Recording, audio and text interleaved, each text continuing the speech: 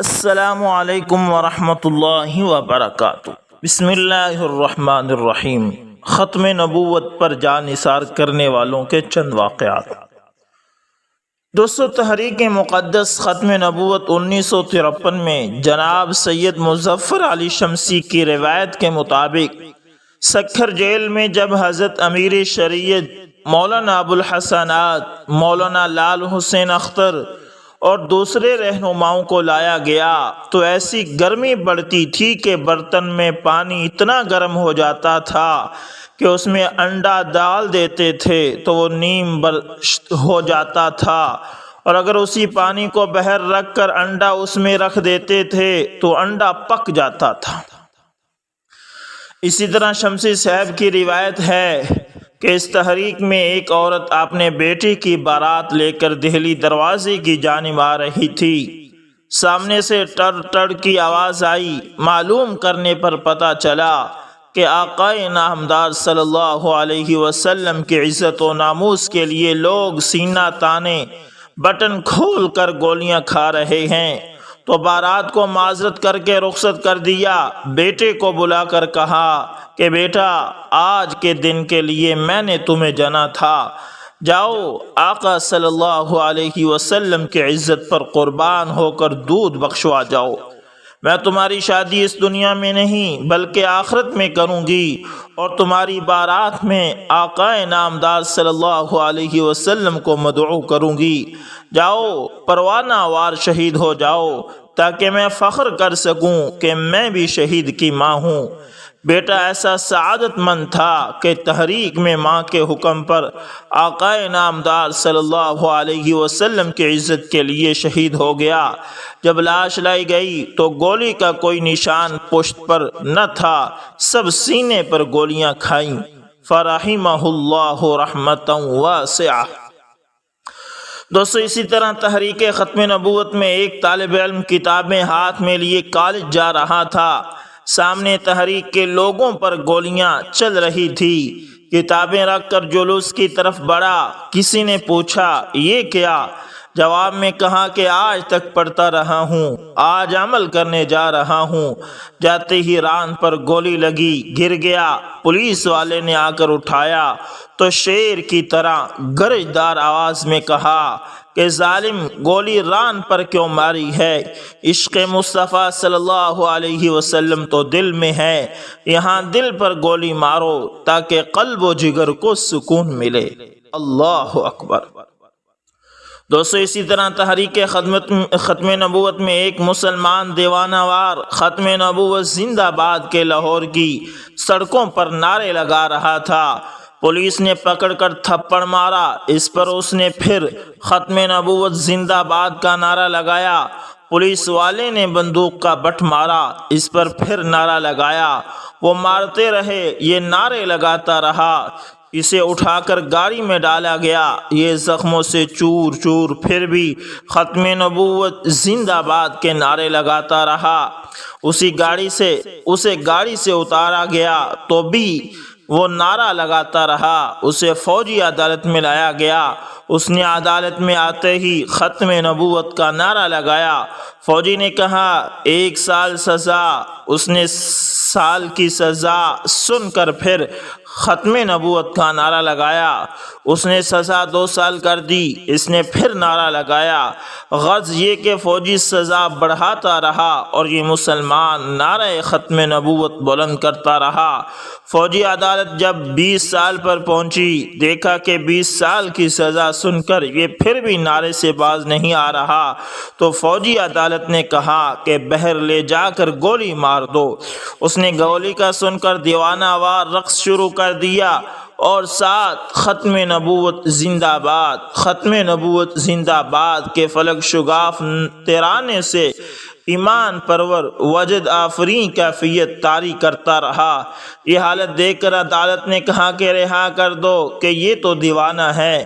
اس نے رہائی کا سن کر پھر نعرہ لگایا ختم نبوت زندہ باد۔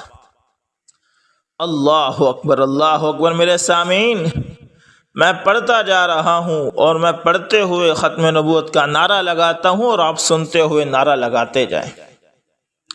دوستو، اسی طرح تحریک ختم نبوت 1953 میں دہلی دروازہ لاہور کے بیر صبح سے عصر تک جلوس نکلتے رہے اور دیوانہ وار سینوں پر گولیاں کھا کر آقا نامدار صلی اللہ علیہ وسلم کے عزت و ناموس پر جان قربان کرتے رہے۔ عصر کے بعد جب جلوس نکلنے بند ہو گئے تو ایک بوڑھا اپنے معصوم 5 سالہ بچے کو اپنے کندھے پر اٹھا کر لایا۔ باپ نے ختم نبوت زندہ باد کا نعرہ لگایا۔ معصوم بچے نے جو باپ سے سبق پڑھا تھا اس کے مطابق زندہ باد کہا۔ 2 گولیاں آئیں، بوڑھے باپ اور 5 سالہ معصوم بچے کے سینے سے شائیں کر کے گزر گئی۔ دونوں شہید ہو گئے، مگر تاریخ میں اس نئے باب کا اضافہ کر گئے کہ اگر آقا نامدار صلی اللہ علیہ وسلم کی عزت و ناموس پر مشکل وقت آئے تو مسلمان قوم کے بوڑھے خمیدہ کمر سے لے کر 5 سالہ معصوم بچے تک سب جان دے کر اپنے پیارے آقا نامدار صلی اللہ علیہ وسلم کی عزت و ناموس کا تحفظ کرتے ہیں۔ اللہ اکبر۔ دوستو، اسی طرح آغا شورش کاشمیری نے فرمایا کہ ایک سپرنٹینڈنٹ پولیس نے خود راقم سے بیان کیا تھا کہ ہر روز کے مظاہروں کو سمیٹنے کے لیے تشدد کی نوئٹھا تاریخ کو ختم کیا گیا، یعنی کہ تشدد کے ذریعے اس تحریک کو ختم کرنے کا سوچا گیا۔ چنانچہ حکام نے اپنے سفید پوش اہلکاروں کی معرفت پولیس پر پتھراؤ کرایا۔ اس طرح پر فائرنگ کی بنیاد رکھی گئی۔ بعض منچل قادیانی اپنی جیپوں میں سوار ہو کر مسلمانوں پر گولیاں داغتے اور انہیں شہید کرتے رہے۔ راقم نے لاہور میں چیلنج ہوم مال روڈ پر اپنی آنکھوں سے دیکھا کہ 15 سے 22 سال کی عمر کی نوجوانی کا ایک مختصر سا جلوس کلمہ طیبہ کا ورد کرتے ہوئے جا رہا ہے۔ وہ ایک بے ضمیر سپرنٹینڈنٹ پولیس CID ملک حبیب اللہ کے حکم پر کسی وارننگ کے بغیر فائرنگ کا ہدف بنا۔ 8-10 نوجوان شہید ہو گئے۔ ان کی لاشوں کو ملک صاحب نے اپنے ماتحتوں سے ٹرکوں میں اس طرح پھینکوایا جس طرح جانور شکار کیے جاتے ہیں۔ یہ نظارہ انتہائی دردناک تھا۔ لاہور چھاؤنی میں ایک قادیانی افسر نے گولیوں کی بوچھاڑ کی، لیکن گولی کھانے والوں نے انتہائی استقامت اور کردار کی پختگی کا ثبوت دیا۔ ایک نوجوان ملٹری ہسپتال میں زخموں سے چور چور بے ہوش پڑا تھا۔ جب اسے قدرے ہوش آیا تو اس نے پہلا سوال سرجن سے یہ کیا کہ میرے چہرے پر کسی خوف یا اضمحلال کے نشان تو نہیں ہیں؟ جب اسے کہا گیا کہ نہیں تو اس کا چہرہ وفور مسرت سے تمتما اٹھا۔ جن لوگوں کو علماء سمیت گرفتار کر کے لاہور کے شاہی قلعے میں تفتیش کے لیے رکھا گیا، ان کے ساتھ پولیس نے اخلاق باختگی کا سلوک کیا۔ ایک انتہائی ذلیل DSP کو ان پر مامور کیا۔ علماء کو اس قدر فوش گالیاں دیتا اور عیاں فقرے کہتا کہ خود خوف خدا تھر تھرا اٹھتا۔ اللہ اکبر۔ دوستو، اسی طرح تحریک ختم نبوت میں سکندر مرزا نے ظلم کیا۔ ملک بدر ہوا، انگلستان کے ہوٹل کی بیرا گیری کرتا رہا، وہیں بے کسی کی موت مرا۔ اس کی ایرانی بیوی اس کی لاش کو ایران لائی اور خمینی کے انقلاب میں اس کی قبر سے ہڈیاں نکال کر سمندر میں ڈال دی گئی۔ سچ ہے کہ ختم نبوت کے دشمن کو میرے رب کی دھرتی نے بھی جگہ نہ دی۔ دوستو، اسی طرح یہ ظالم گورنر غلام محمد نے تحریک ختم نبوت کی مخالفت کی تھی۔ آج گوروں کے قبرستان عائشہ باوانی روڈ پر کراچی میں دفن ہے۔ اسے مسلمانوں کا قبرستان دفن کے لیے نصیب نہ ہوا۔ اس کی قبر پر سایہ کے لیے پلر کھڑے کر کے چھت ڈال دی گئی ہے، جس کے باعث کراچی کے آوارہ کتے دن کو گرمی سے بچاؤ کے لیے گورنر غلام محمد کی قبر پر آ کر نیاز کشی کرتے ہیں۔ فَاعْتَبِرُوا يَا أُولِي الْأَبْصَارِ۔ دوستو، اسی طرح انور علی DIG نے تحریک ختم نبوت میں جو ظلم و ستم کے منصوبے بنائے، الامان اس کا یہ نتیجہ نکلا کہ ایوب خان کے زمانے میں اس کے ساتھ ایسی واردات ہوئی کہ ایک بیٹیوں والے شریف انسان کے لیے اس کا تذکرہ بھی ممکن نہیں۔ دوستو، اسی طرح 1984 کے کیس میں پسرور کے جس DSP نے مرزائیت نوازی کی، اب بقول چودھری محمد امین DIG گجرانوالے کہ وہ اندھا ہو گیا، اس پر مولانا نعیم آسی نے بڑی خوبصورت بات کہی کہ اس کیس میں نامعلوم ابھی کون کون اندھے ہوں گے۔ دوستو، اسی طرح جس چیمہ پولیس افیسر نے مولانا عبید اللہ انور پر لاٹھی چارج کیا اور پھر 1974 کی تحریک ختم نبوت میں ڈنکا ضلع گجرات میں مسلمانوں میں ظلم کا باعث بنا، اس کا انجام دنیا کے سامنے ہے، کل کی بات ہے۔ ایسے حادثے کا شکار ہوا کہ اللہ تعالیٰ اس کے تصور سے بھی معاف فرمائے۔ دوستو، اسی طرح کنری ضلع تھرپارکر موجودہ عمر کوٹ سندھ میں مجلس کے بزرگ رہنما مستری برکت علی مغل جو لوہار کا کام کرتے تھے، ان کے پاس ایک دفعہ ایک مرزائی آیا اور بینچ پر بیٹھ کر اپنی ارتدادی تبلیغ شروع کر دی۔ مصری صاحب دستے والی کلہاڑی کی دھار تیز کر رہے تھے، مرزائی گفتگو کرتا رہا، یہ دھار تیز کرتے رہے۔ جب خوب دھار تیز ہو گئی تو کلہاڑی مرزائی کی گردن پر رکھ کر کہا کہ کہو کہ مرزا بے ایمان تھا، ایسا تھا ویسا تھا، خوب بے نقط سنائی۔ مرزائی مصری صاحب کے ساتھ ہی ساتھ مرزا کو ملائیاں سناتا گیا۔ جب تھک گیا تو مصری صاحب نے وہی کلہاڑی مرزائی کے ہاتھوں میں دے دی اور خود نیچے بیٹھ گئے اور کہا کہ اب تم کلہاڑی میری گردن پر رکھ کر کہو کہ میں آقا نامدار صلی اللہ علیہ وسلم کی توہین کروں، میں ٹکڑے ہو جاؤں گا، مگر توہین کا تصور بھی نہیں کر سکتا۔ یہ آپ کے اور ہمارے نبی کے جھوٹے اور سچے ہونے کی دلیل ہے۔ اللہ اکبر، اللہ اکبر۔ دوستو، اسی سے ملتا جلتا واقعہ مکرم ڈاکٹر قاری محمد سولت نواز نے سنایا کہ میں نے نواز میری کیئر فیصل آباد کی تعمیر کے لیے ایک انجینئر کی خدمات حاصل کی۔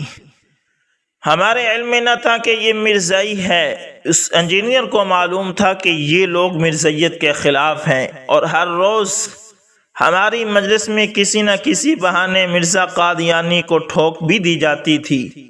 وہ دنیا کے چند ٹکوں کی خاطر مرزا قادیانی کے خلاف سنتا رہا، مگر ایک دن بھی اس کے چہرے پر شکن نہیں ابھری۔ کام کا پہلا مرحلہ جب مکمل ہوا تو بعد میں ایک دوست کی زبانی معلوم ہوا کہ وہ تو قادیانی تھا۔ یہ سنتے ہی میرے پاؤں سے زمین نکل گئی۔ میں نے فون پر اس کو اور مرزا قادیانی کو خوب سنائی، مگر وہ ٹس سے مس نہیں ہوا۔ کوئٹہ ایڈیشنل سیشن جج جناب جمیل شیروانی کی عدالت میں مرزائیوں کی طرف سے 200 کلمہ طیبہ کی توہین کے سلسلے میں کیس زیر سماعت تھا۔ علیہ السلام کے وکیل نے جب دلائل دیے کہ قادیانیوں کی کتب کی روح سے قادیانیوں کے نزدیک محمد سے مراد مرزا قادیانی ہوتا ہے، تو اس پر مرزائیوں کے وکیل کے چہرے پر اداسی چھا گئی، سخت بدحواس ہوا۔ یاد رہے کہ یہی مرزائی وکیل احسان مرزائیوں کی طرف سے کیس کی ہمیشہ پیروی میں پیش تھا۔ مسلمان وکیل کے دلائل اور حوالہ جات کا اپنے پاس جواب نہ پا کر سخت بدحواسی کے عالم میں اس نے پینترا بدلا اور ایسا ڈرامہ اختیار کیا کہ مسلمان وکیل کا اثر ختم ہو سکے۔ ڈرامائی انداز میں اپنے 18-20 سال کے لڑکے کے سر پر ہاتھ رکھا اور کہا کہ مجھے خدا مجھے اس لڑکے سے محروم کرے اگر میں جھوٹ بولوں کہ ہماری مراد کلمہ طیبہ میں محمد سے مراد مرزا قادیانی نہیں ہوتا۔ اس کا عدالت نے جواب یہ دیا کہ تمہاری بات کی تمہاری اپنی کتابیں تردید کرتی ہیں۔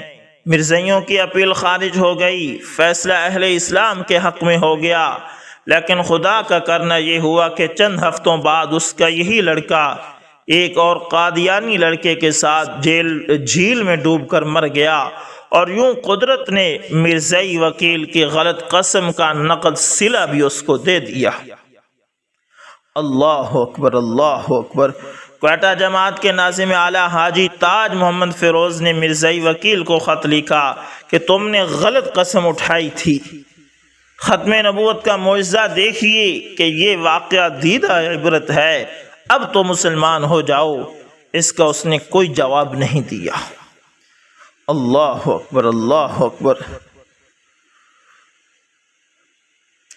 وفاقی شرعی عدالت لاہور میں 1 ماہ تک یومیہ سینکڑوں مرزائیوں کی موجودگی میں مرزا قادیانی پر جرح قد ہوتی رہی، مگر کسی مرزائی کے چہرے پر شکن نہیں پڑی۔ اگر خدا نہ کرے کوئی ایسا ثانیہ رحمت دو عالم صلی اللہ علیہ وسلم کے متعلق ہوتا تو چاہے ایک مسلمان ہی کیوں نہ ہوتا کٹ جاتا، مگر جرح قد کرنے کی کسی کو اجازت تک نہ دیتا۔ اللہ اکبر، اللہ اکبر۔ دوستو، یہ تھے چند واقعات آپ کے ساتھ شیئر کیے۔ امید کرتا ہوں کہ آپ کو یہ واقعات پسند آئے ہوں گے، اور اللہ تعالیٰ سے دعا کرتا ہوں کہ اللہ تعالیٰ اس فتنے سے تمام مسلمانوں کی حفاظت فرمائے۔ دوستو، یہ بہت بڑا فتنہ ہے، اپنے کو اور اپنے ارد گرد سب کو اس فتنے سے بچائیں۔ دوستو، انشاءاللہ ملتے ہیں کسی نیکسٹ اچھی سی ویڈیو کے اندر، تب تک کے لیے اللہ حافظ، جزاکم اللہ۔